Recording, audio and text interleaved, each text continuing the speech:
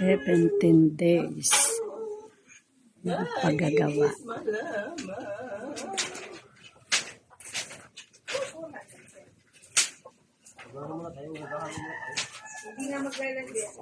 Oops, gagamitin mo na yan.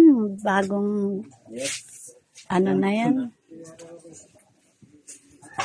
Ayun na po ang 17 days mula nang gibain. Oo, yung hulog sa taas. Ay, pagkalagay ko pala eh. Tama.